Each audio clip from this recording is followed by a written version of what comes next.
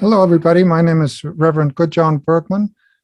Welcome to the New Light Temple January 2022 service.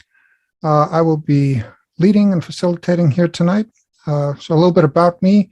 I was born and raised in Iceland, moved to Texas about 12 years ago, became a U.S. citizen in 2013. I've taught yoga and meditation for 20 years. Written about 30 books, written some music, done some workshop facilitating, and I was ordained at All Faiths Seminary in 2017. Now, tonight's theme is contemplation and centering. And it's interesting, when I started researching for tonight, the first video I looked at was from the Catholic Church. And the way they defined contemplation was different from what I thought of it. So I'm going to define it not just because that's the right way to define it, but that's how we're approaching it tonight. So it may be slightly different from your definition of what contemplation means. And I talked to Reverend Bud about this a little bit. Contemplation, the way we're approaching it tonight, is deep thinking about something of meaning. So deep thinking about something of meaning to you. And centering is any way in which you come to your own center. So those are the definitions we're working with tonight. And here's our agenda. We'll start with the introductions, which I'm doing now. And then we'll look at the seasonal observations, what holidays, religious holidays are being celebrated this month. Then we'll ask Reverend Thomas Schwendler to do the invocation.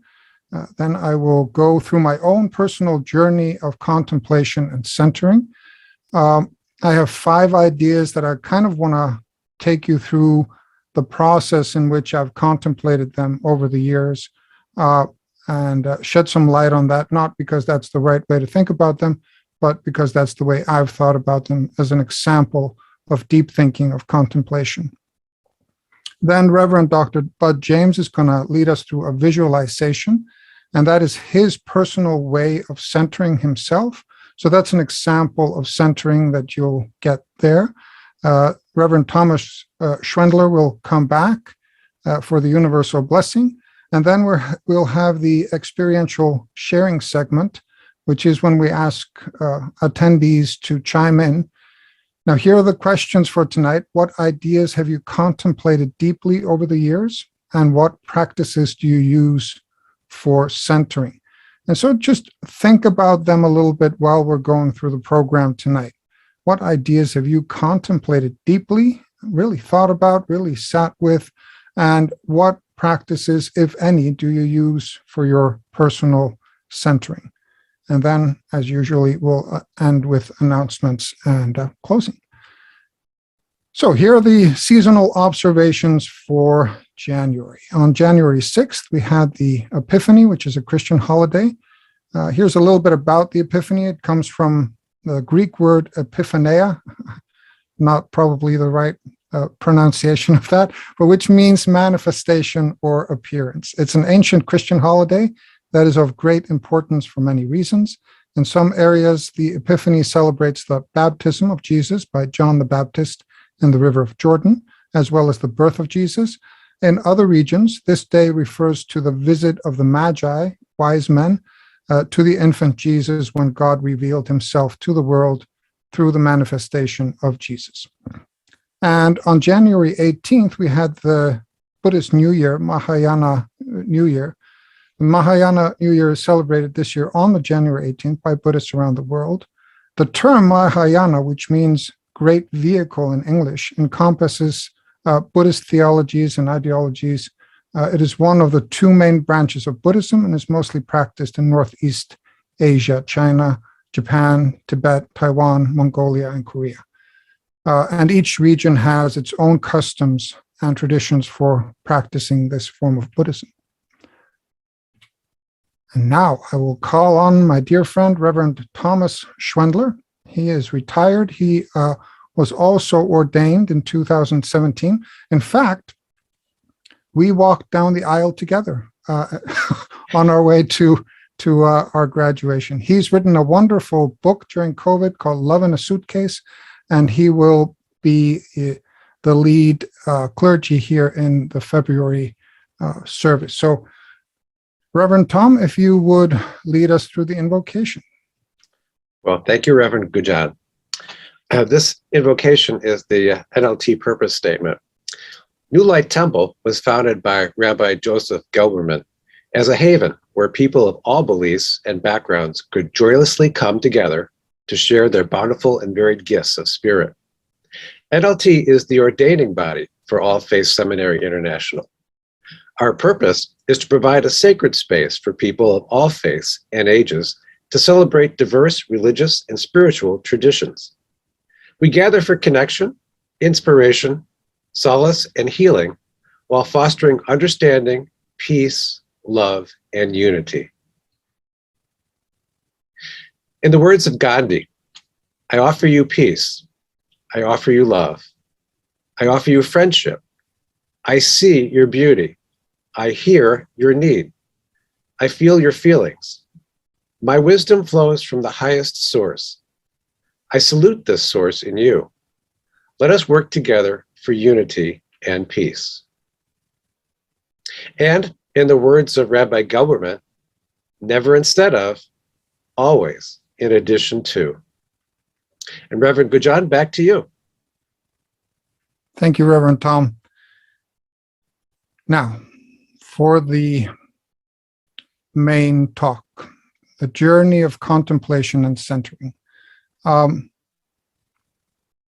I'll take you all the way back to my childhood to start with. So I was raised in Iceland. And if you look up Iceland, it is a Christian country that is mostly non-religious. So it's an interesting place to be raised in. I was raised there in the 70s and 80s. And we went to Bible study classes in school, and yet most people were not going to church on a regular basis. Now, of course, one of the ideas that we were introduced to, along with most of the New Testament, which was the main book of review, was, of course, the golden rule: do unto others as you would have them do unto you. And the more aspirational version of that, which is love thy neighbor as thyself. And it has been a focus of contemplation for years and years and years. It's something that I keep coming back to, and I've tried to break it down. I've tried to think of it in different ways. But there's so much to think about in that simple statement: love thy neighbor as thyself. So first, what about the concept of love? Right? When I was young, concept of love was loving my parents. Then it was maybe falling in love with a girl. As I grew older, it became love for my wife, love for my children, love for my parents, all in a different way. And I've looked at a lot of different definitions of the word love and applied them to this context of love thy neighbor as thyself. And I guess my favorite definition is M. Scott Peck's definition of love, which is the willingness to give of yourself so that another person may grow.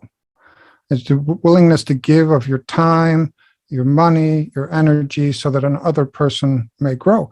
And I think I really took that to heart. Every time I feel any wavering in any way in my life, I come back to that definition of love is the willingness to give of myself so that another person may grow. And I now have two kids. One is in college and one is in middle school. And I loved them in that way, to help them grow and to release them out into the world. And so that became my operating definition of love. Love thy neighbor. And then I thought, okay, so who is my neighbor? And this is what I'm talking about with contemplation. It's not a static thing. It changes over time. And it's about deep thinking. It's about a willingness to revisit ideas that we think we have a grasp on, but to rethink them in different ways. So my neighbors in Iceland were just my neighbors, just people who I lived around, Icelandic people. It was easy, relatively, because I knew these people. I'd grown up around these people. When I moved to the States back in 2010, I had to revisit the idea of who is my neighbor and try to expand on the concept of who is my neighbor. Of course, it's the people who live next to me, and it's the people who I come into contact with, during the day and so on. But one of the concepts that I really like is this concept of ethical growth, of the ability to expand your circle of care and see more and more people as your neighbor. And I want to think of myself as thinking in world-centric terms. It's try to include more and more people in the word neighbor. But that's been how I've been trying to bring that together with the golden rule, is the love. Am I willing to give of myself for my neighbor, or at least take them into account when I make decisions about my own life? And how much can I expand this circle of care in my life? And then the third part is, so love thy neighbor as thyself. And I think I was in my early 20s when I realized, it was like I was hit over the head. Like, oh, I can't really love other people unless I love myself, right? And not in a selfish kind of way, but in a caring kind of way. And it was kind of based on this sentence that I heard, that hurt people, right? So that became this central idea that translated into, okay, in order to be able to care for other people, I need to care for myself. I need to cultivate love and respect and self-worth so that I may give of what I have to my neighbors and help them in any way I can. And in this way, the golden rule has become this kind of living document in my life, always coming back to it, always contemplating it, always refining it. I'm doing a course now, or facilitating a course that I created with Charter for Compassion. And today we were talking about this circle of care and expanding the circle of care. And I kept coming back to the golden rule. It was, not in the way that I talked about that, but just in my head, I realized that's the foundation. And then I've built around it. And the more I contemplate it, the better I understand it. And the more I'm able to practice it in my life. So the deep thinking has really allowed me to practice it better than if I had just parroted it, right? And I think that's a real difference to think about, is there's a difference between reading something and repeating it, which is parroting, right?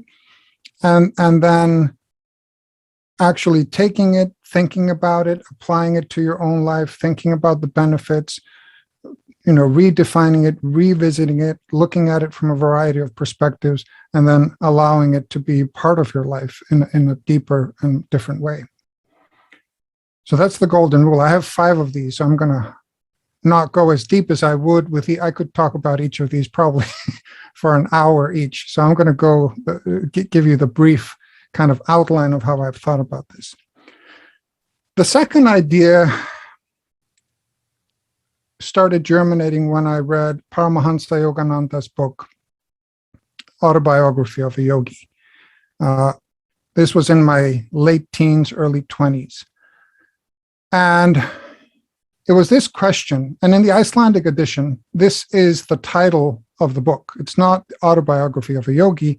It is this question: what is behind the darkness of closed eyes? And it was the central question that drove Yogananda's search in the beginning, at least. And it's easy just to take something like this and just gloss over it or dismiss it, or look at the other more fantastical ideas and the miracles and everything that appear in Yogananda's book. But this became something that I really, really felt I needed to sit with. So what is behind the darkness of closed eyes? So I think, what does that mean? It means when I close my eyes, there's darkness. What is behind the darkness? And I really struggled with this concept for a long time. And then I thought to myself, okay, eyes are senses. So what is behind the senses? Right? What if I take a step back? And then, easy answer would be consciousness. So what is consciousness? And this is when I started really becoming interested in meditation as a way to not only answer this question, but to experience what it could possibly be that was behind the darkness of my closed eyes. And it's not something that can be explained. In my opinion, and this is where the centering comes in, is it's not something that I can take and write about, because it appears to be, it's not only behind the senses. When you take away the senses of, sight and sound and smell and taste and touch, you take those away. It's not just that, it's behind the emotions. It's behind the thoughts. It's the thinker, the feeler, the sense, the thing that senses, but it can't be seen itself, which is why it's often called the witness.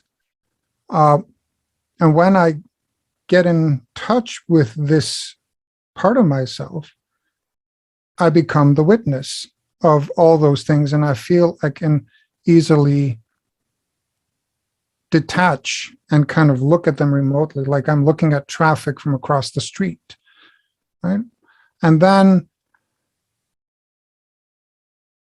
that, was really the start of my journey into yoga, into meditation, into more of the Eastern philosophy. And the second idea I found there was the idea of Brahman.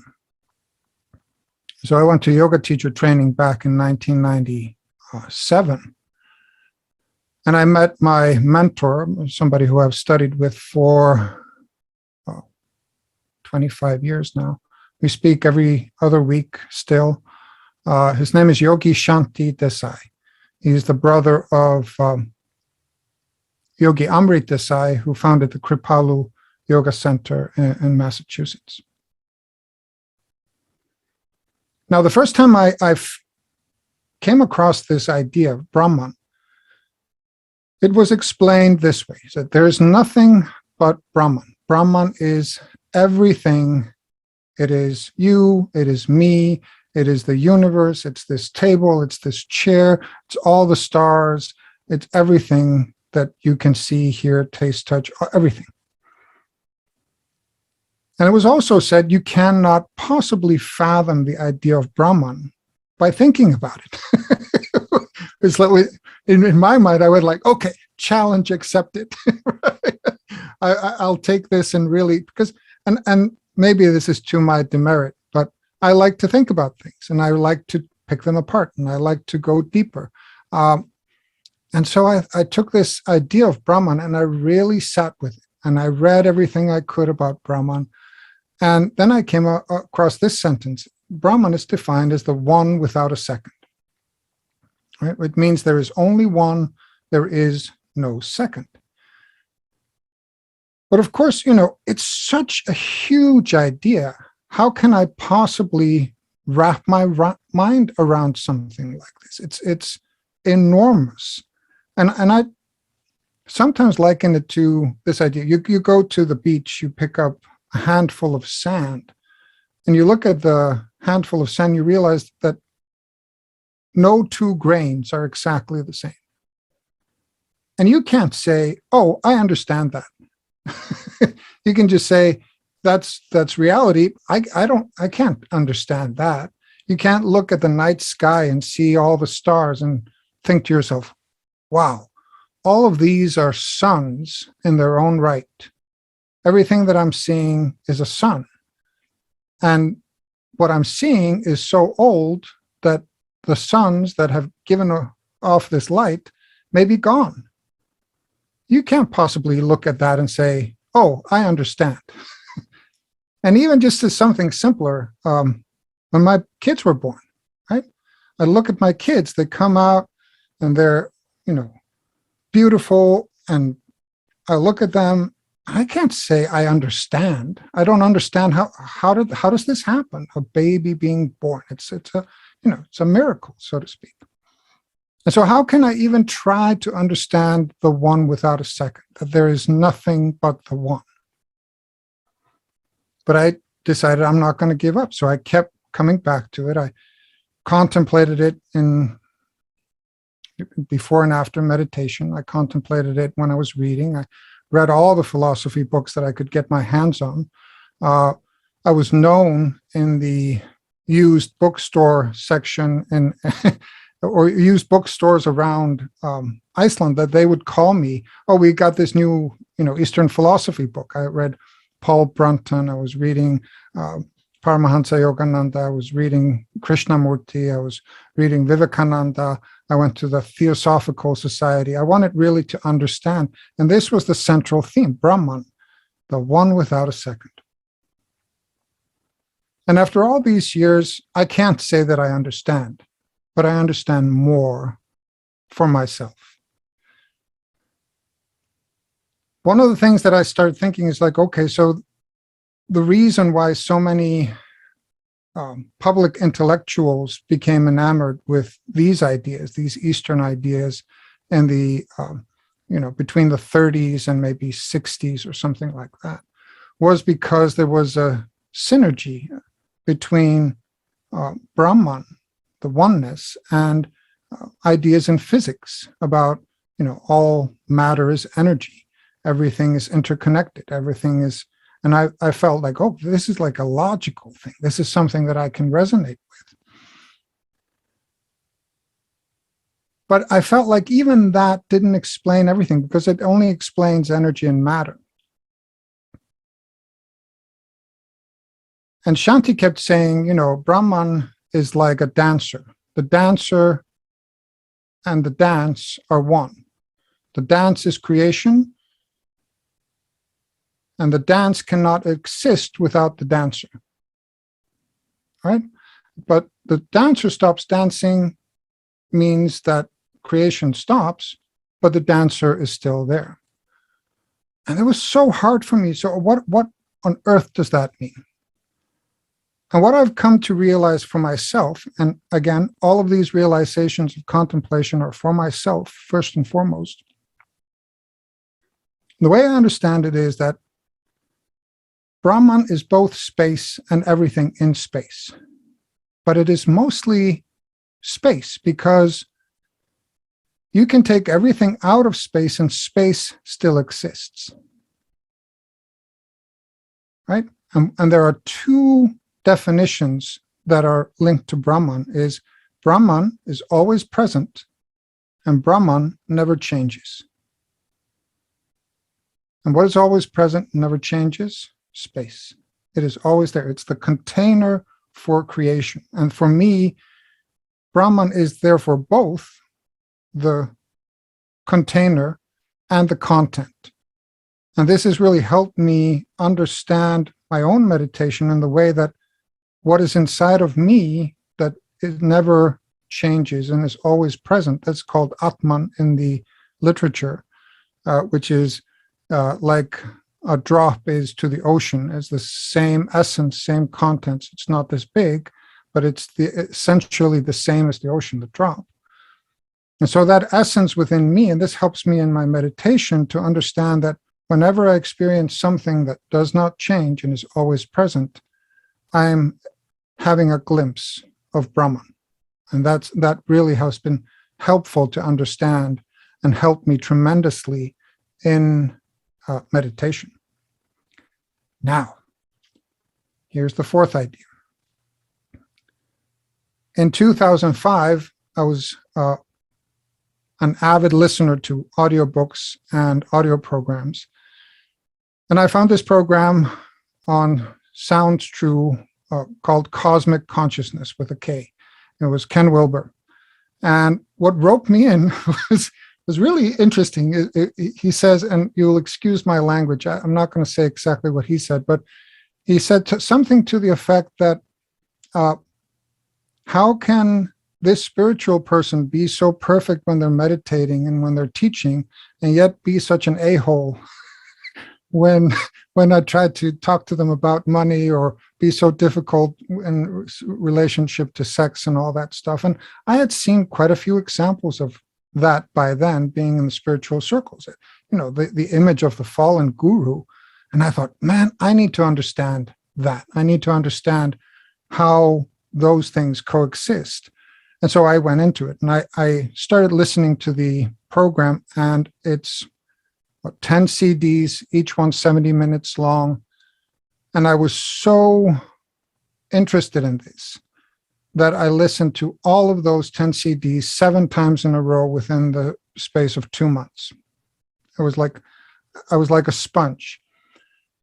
Now, I realized this. What Wilber does, interestingly, is that he acknowledges the existence of Brahman, one without a second, and he talks about non-duality.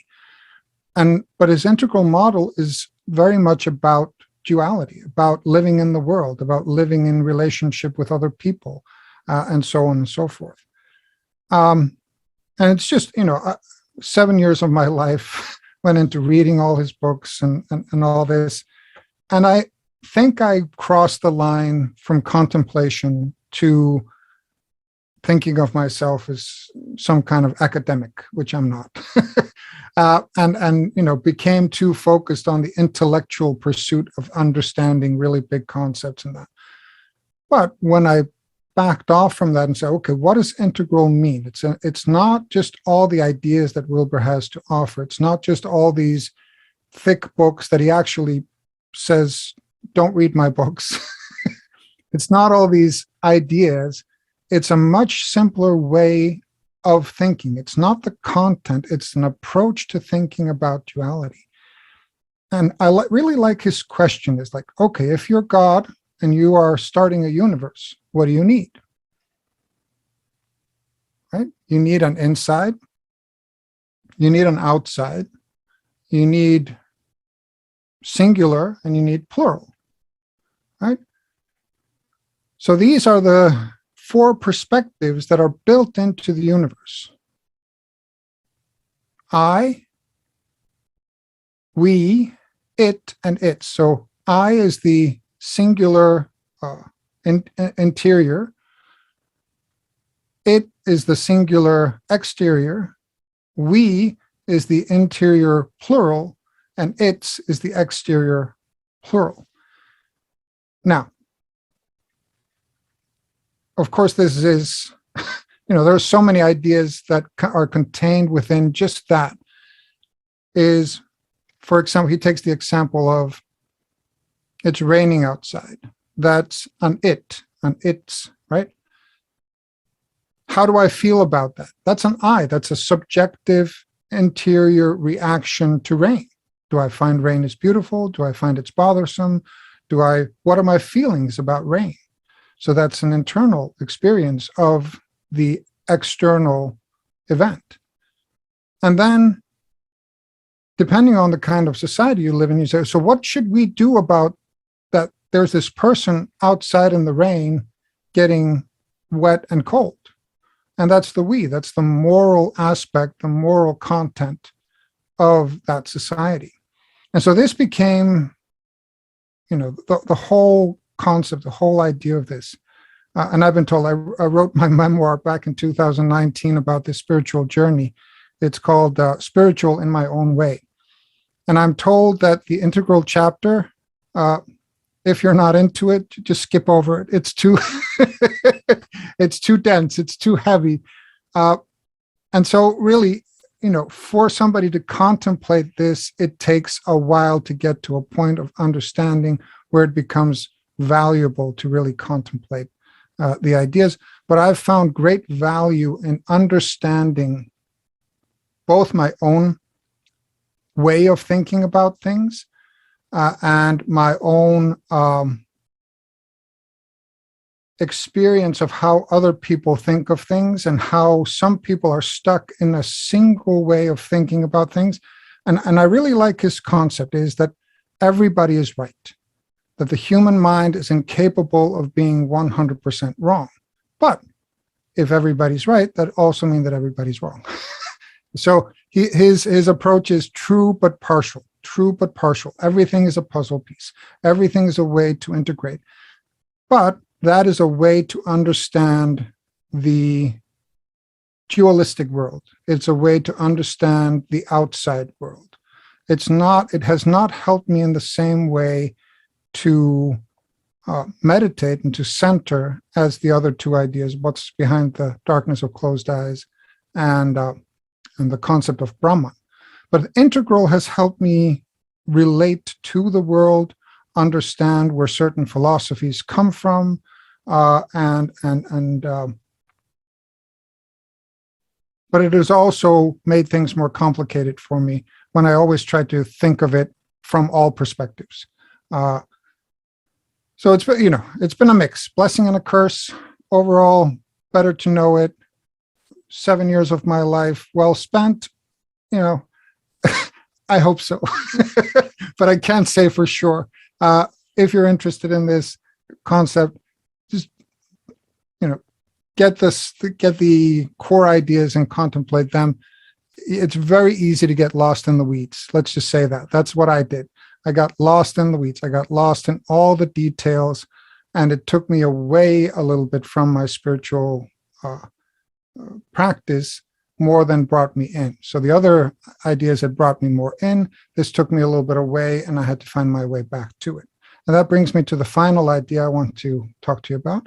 This is something that came out of my study at All Faiths Seminary in 2016 to 2017. And I started with this integral perspective. It's like, okay, so what is an integral way of looking at the religions of the world? How are they connected? Where are the overlaps?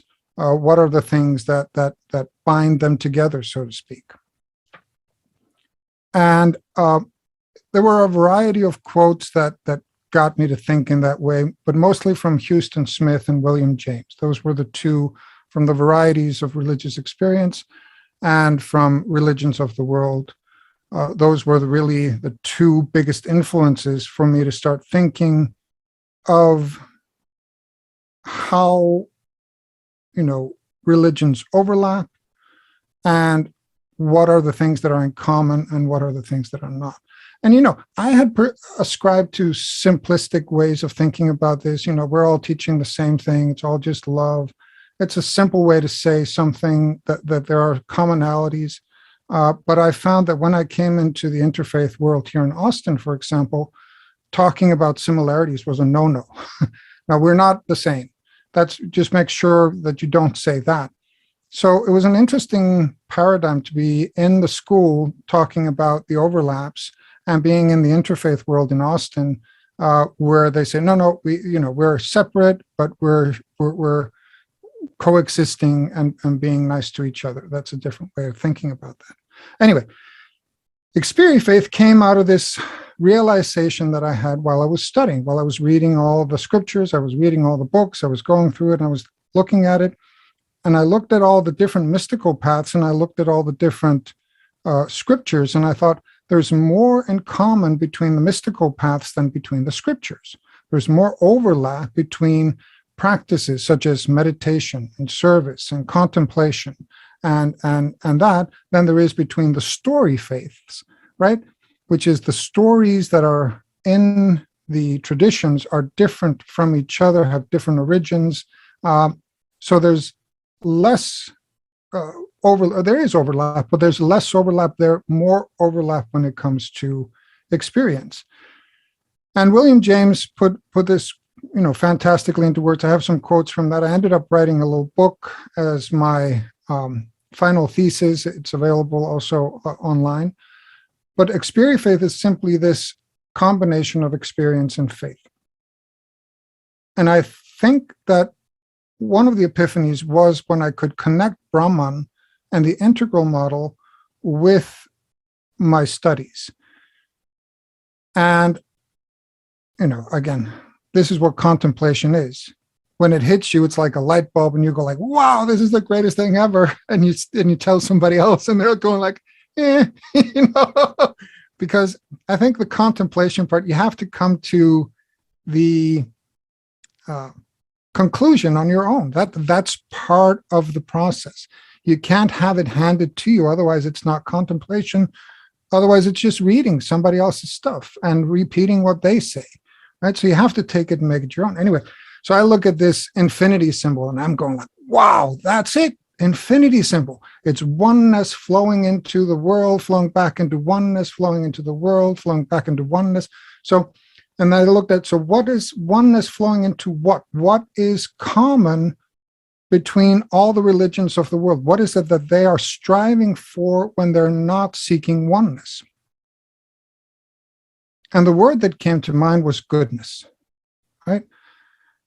The Charter for Compassion, which I work with, their whole approach is based around the idea that there's the golden rule is common between all the different faiths, that there's overlap there. And so it's oneness flowing into goodness, and then goodness, which is duality, flowing back into oneness, and then flowing back into goodness, and that was an epiphany for me. And that ended up becoming the Experifaith model, which I then, as I say, wrote a little book about. I've had some really fantastic experiences with other people talking about the experience of faith. This is the foundation for the experiential section here at New Light Temple as well. But that's what contemplation is to me. It's a journey. It's not something that happens overnight. It's not something that I can just pick up a book and read it and all of a sudden, it's not a eureka moment from that, but from actually struggling with things, from actually sitting with those things and mulling them over and comparing them to other things. And I feel like Experifaith really combines well all these ideas. There's golden rule is in there, and goodness. What's behind the darkness of closed eyes? There's, practice of contemplation, meditation. Brahman is in there in the oneness. Integral is in there and how I approach it from the inside and outside and so on. Morality, internal, and that. But it's taken years, and that's kind of my story of contemplating these ideas. So I want to thank you for bearing with me here as I've gone through this journey of mine. And for more information about anything that I do, you can visit gudjonbergman.com. I do music. I've written, as I said, 30 books. The thing that might interest you would be the Experifaith, Spiritual in My Own Way, and then my newest one is called Monk of All Faiths, which is also derived from my experiences here at New Light Temple and at All Faiths Seminary. So thank you. And now, thank you. So now I want to hand it over to Reverend Dr. Bud James, who was my mentor during my studies at All Faiths Seminary, and who's going to lead us through a visualization process. Thank you, Gudjon. That was an amazing talk. Wonderfully insightful, really deep thinking, and I love that so much. This visualization process that I'm going to run us through is one that I've been working on for many, many years. And it's an invitation for connection between you and the divine, and an opportunity to just become fully present and very, very centered.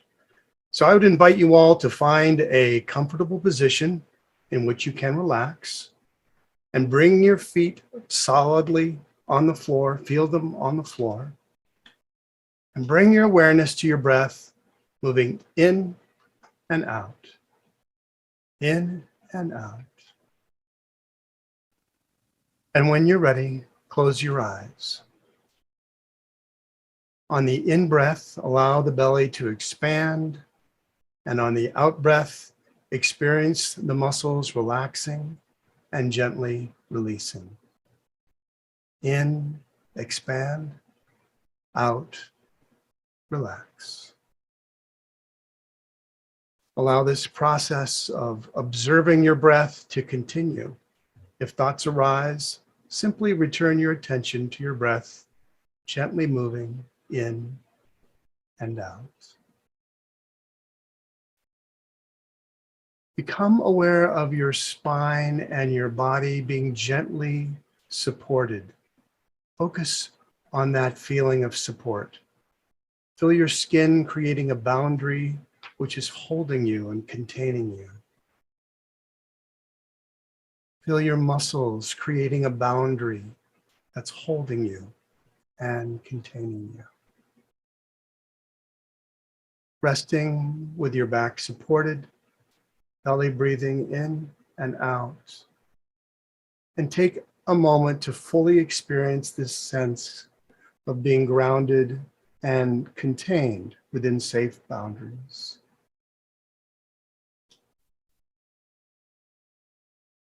And now become aware of a space between your ears and behind your eyes, directly in the middle of your head. Between your ears, behind your eyes, directly in the middle of your head. And bring all your awareness to this spot. Visualize, imagine, or experience a bright spark of light residing here, focusing your mind. Breathe into this light in the center of your head. The center of your head is where you can fully experience being present. This is a place of focus, of neutrality, of presence. This is where you can gently witness yourself. So as you focus on this spot here in the middle of your head, notice the thoughts you're thinking. Notice any feelings you may be experiencing. And allow any thoughts that arise to simply be released. The first step in becoming present is to be fully aware of what you're paying attention to in any moment.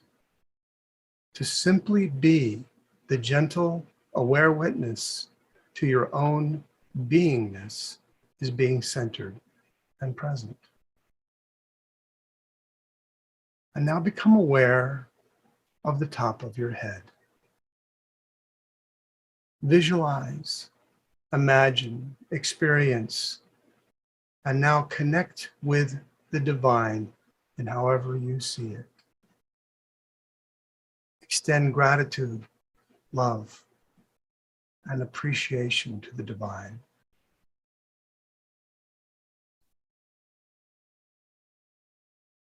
Visualize, imagine, experience a beautiful golden light flowing from the divine directly to you. Allow that divine love and light to flow down to the top of your head.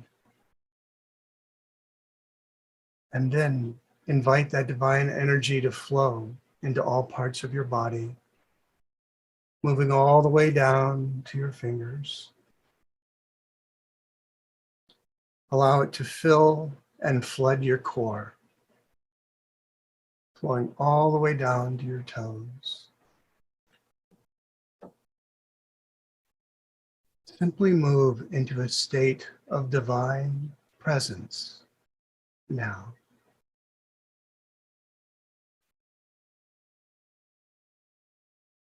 Experience being fully centered, filled with divine light and love. And as we listen to this centering music, allow this experience to continue and deepen.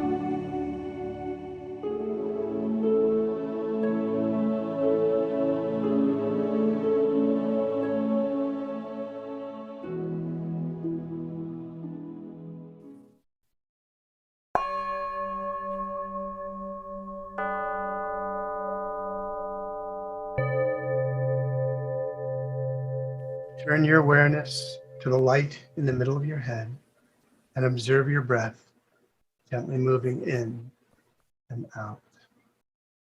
Allow a smile to come to your face as you contemplate the joy of being you.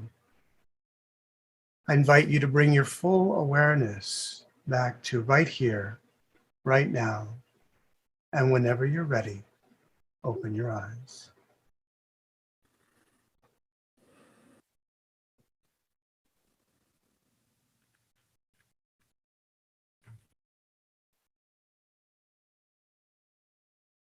Thank you so much, Reverend Bud. That was beautiful. Thank you. And now, with the universal blessing, Reverend Tom, over to you, my friend. Thank you, Reverend Gudjon.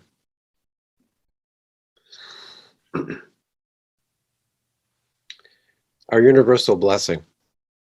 The divine bestows these blessings on us all: miraculous love and providence, comfort, hope, and healing, understanding hearts, resistance to temptation, freedom from egoism, equal vision, faith, devotion, and wisdom, spiritual progress and inner strength, virtuous hearts, compassion for the less fortunate.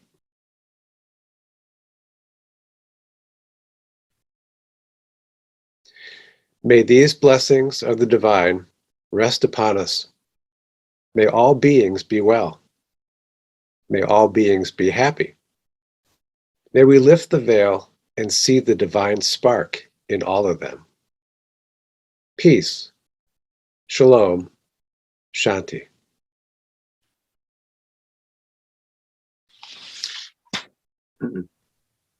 And back to you, Reverend Gudjon. Thank you, Reverend Tom. Okay, now it's time to turn the attention to participants in the experiential sharing segment. As you know, our theme is contemplation and centering. So the questions that I have for you tonight are these. What ideas have you contemplated deeply over the years? And what practices, if any, do you use for centering? And so that everybody who's interested can get into the action, so to speak. Maybe have 1 or 2 minutes about this. I know that if you've contemplated something deeply, just like you heard me do, it's hard to be brief. But if you can, kind of try to bring it out in a nutshell. So I'm going to stop sharing now so I can see everybody. And I am going to call on those who either raise their hands virtually, which you can do with the reaction button at the bottom of your screen. You can raise your hand there, or you can raise your hand physically if you want to share. So what ideas have you contemplated deeply, and what practices, if any, do you use for centering? And Reverend Catherine is going to kick us off here. So go ahead. Well, it was really interesting hearing all of the different things that you've contemplated, and it brought up a few things for me. One of them was that revelation you had at one point about the do unto others, was that, oh, I have to love myself first.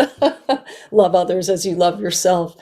But one that I had been thinking about previously is that I think about often, even now, is the interconnectedness of all things. That my understanding has changed over the years, and you could call it spirit, you could call it chi or prana, or, so many, that universal life force energy.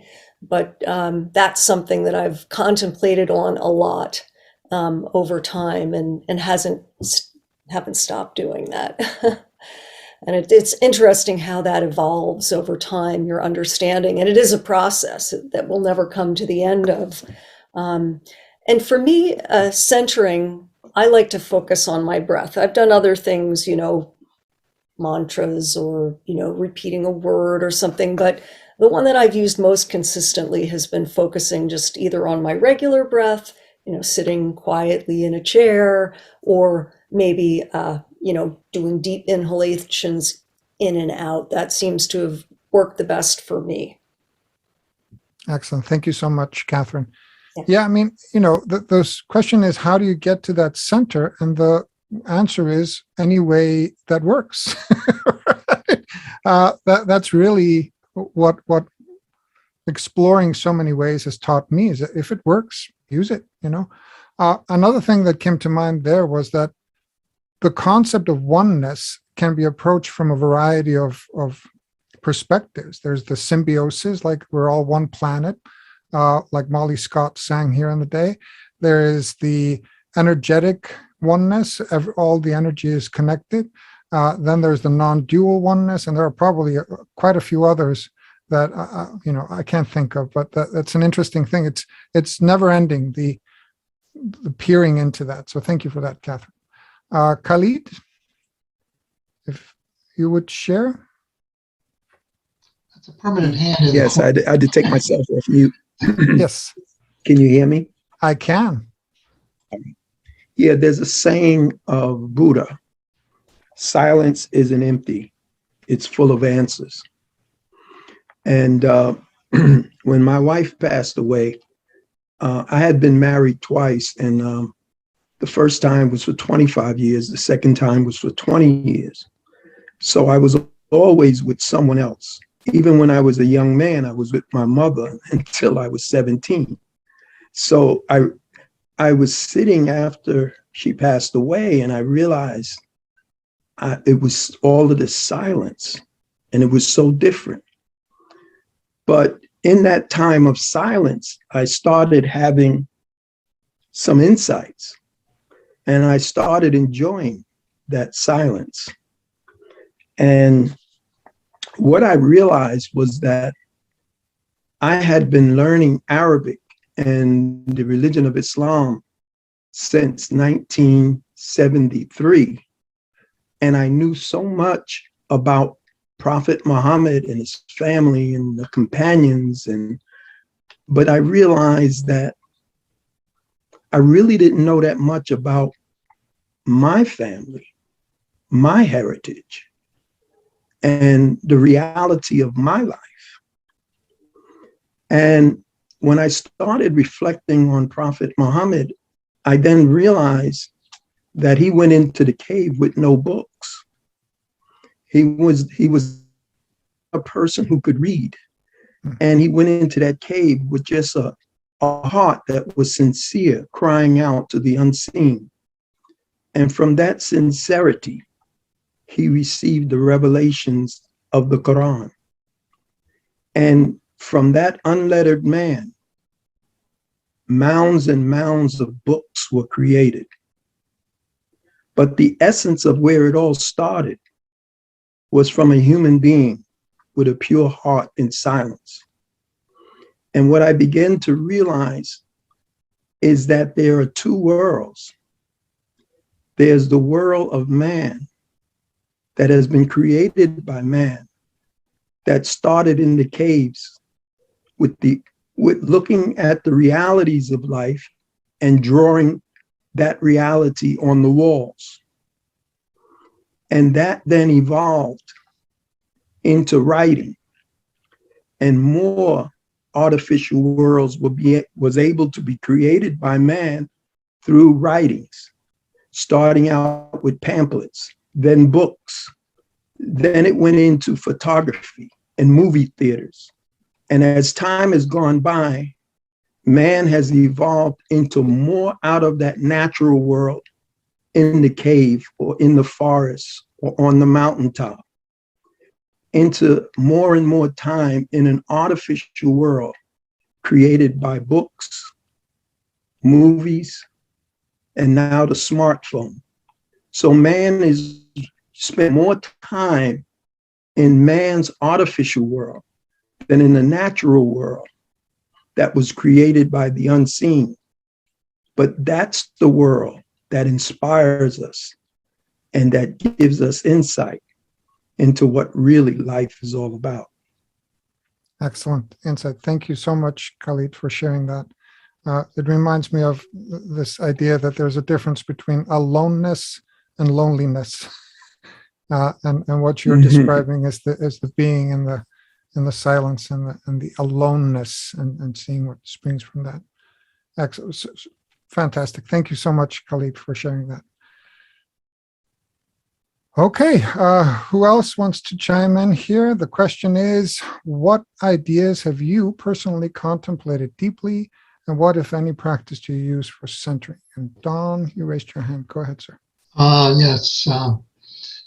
It's hard for me to get beyond my engineering mind, trying to figure out things always. And the contemplation takes me really into what experiences am I going to have after I give up my body? There are various levels of learning, and we're taught that when you go to sleep at night, you leave your body and you go to schools and you learn.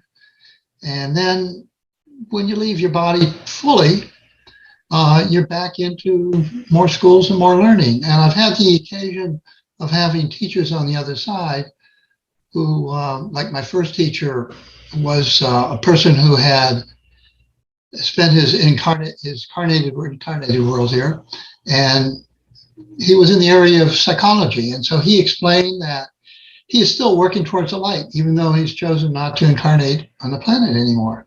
So I'm thinking, what is that like up there? Or I had a teacher who, she was a mystic, and she channeled, and we asked, well, when you're channeling, we asked the person who was channeling through her, where do you go? And he said, well, what she does is she goes and rides horses. She likes to ride horses. That's what she does. And I'm trying to imagine, okay, I'm contemplating what this is going to be like when you have these choices. I recently had a brother-in-law who passed away this past summer, and I was curious how he's doing, so I got in contact with him. And he was the same jovial guy that I knew here. I mean, it was like he had never left. He's kidding around and thought funny things we did. And so I'm very curious. This is what I contemplate about is, okay, when I finally give up this body here on this earth, what are the channels that I will be going to? And I find that the best place where I do I do any kind of meditation or contemplation is I have a nice reclining chair where it sits up in a sunroom, and to do that very early in the morning, because my mind is most open and fruitful, and it is a wonderful experience. Like, I don't want to get out of the chair. I'm trapped, but I have things to do, of course, so it usually lasts longer than I would expect. And I use music, I use breathing as my main vehicles for doing it. But when I sit in that chair, it's kind of automatic, you just kind of go there. But that's my experience. Excellent. Thank you so much, Don. That really, where the mind goes, that's the interesting thing. And that's what we all have, is to say, okay, I'm taking my mind and I'm going to settle on this idea to really think deeply about it, and where the mind goes, where it takes us there. It's an interesting journey. Okay, anybody else want to share about their experiences with contemplation, or ideas that they've contemplated deeply, or any practices that they use to center themselves? You can raise your hand physically, or you can use the reactions button at the bottom of your screen and click on that, and then you can see the raise hand option there. Yes, Kathleen. Reverend Kathleen, please. I just want to thank you, Gudjon, and everyone else on the advisory board for this wonderful time tonight. This is a wonderful topic, and I think we could probably have a whole, session on answering some of these questions, but I think many, many things in my life I've deeply contemplated, and sometimes happy with the results, and sometimes feeling I need to contemplate more, deeper, a different way. Did I get the answer or not? Not sure. Is that it? Is that all there is? Things like that would come up. And tools for centering or practices for centering. Catherine mentioned before the breath, and I always go into centering using that as a vehicle, or I call it like a wisdom tool, and not just breathing in, but inviting the breath in and then kind of hosting it inside and then being grateful and then letting it go slowly, rather than just trying to physically hold on to it and then it gushes out. So that in itself is very centering, being mindful of just inviting that breath in, as prana, and letting it permeate throughout every cell of my being, and then gracefully and with full gratitude and a deep heart, letting it go and releasing it, and that centers me. You bring up such a wonderful concept there, Kathleen, which is that the simplest thing of breathing, the different types of intention you put into it, you get a different result. So that's a great, beautiful way of approaching just breathing. Thank you. Anything else you want to add to that? Sorry, I couldn't help myself but to No, that's great. to comment on that. I also use drawing, as a way to really center myself, especially sacred drawing, like sacred geometry or Zentangle. Zentangle is breathing is part of the Zentangle process. So it's really very, very centering. And, it just takes me to a new place each time. So I think, but the breath seems to be a great vehicle, either as a standalone or as a highway, to something else. As the process or part of the process. It can serve Right. both. Yeah. Yeah. Excellent. Yeah. I mean, I get blown away. I've been around people using different kinds of meditation, centering techniques, breathing techniques since I was in my early teens. And it's interesting that I still hear something new and get surprised by, oh, that's an interesting way to approach breathing, what you just described, Kathleen. So that's the beautiful thing of exploring all these different approaches, is there's always more to see. Okay, Annie, we have time for one or two more. So anybody else want to jump in? Bud, do you want to share your contemplation, centering, anything around that topic, or anybody else want to? Well, I did share my exercise. I know you shared for your centering practice. Yes. Yeah. Right. Be that spot in the middle of your head. It's amazing how that brings your clarity of awareness into right here, right now, and breath, of course. As far as contemplation goes, yes, Don, I loved your contemplation on, what's next. And I spent a great deal of time in that space, to the point of where I became a between life soul regression therapist, and spent a lot of time in that alternate space, if you will. It brought me to this full conclusion, though, of what's important is what's right here, right now. That's why I'm here. So that's what I contemplate, is divine presence and experiencing that. And as I feel that divine presence and I see it in others, to me, that's contemplation enough. So the being here and now, but it can have so many ways. But what you just said is an interesting way of putting it, is that it's like a gift, not just to yourself, but to others, right? Of being there, of being present. And if we compare that with what Khalid was saying, is that so many people are disconnected, that giving them presence, right? Being present for them is a great present. It is something that they don't experience very often from other people, because most people are, or people tend to be distracted. I'm not going to say most people. Yes. The sense of being present for other people, it's a beautiful gift. over to you, Reverend Butt. Yeah, we have just a few announcements. This is our ongoing theme list. These are all the different themes that we do throughout the year. You notice here we are at the top, January, Contemplation and Centering. Next month, and I'll talk about that a little bit more, you can see love and friendship, renewal and growth.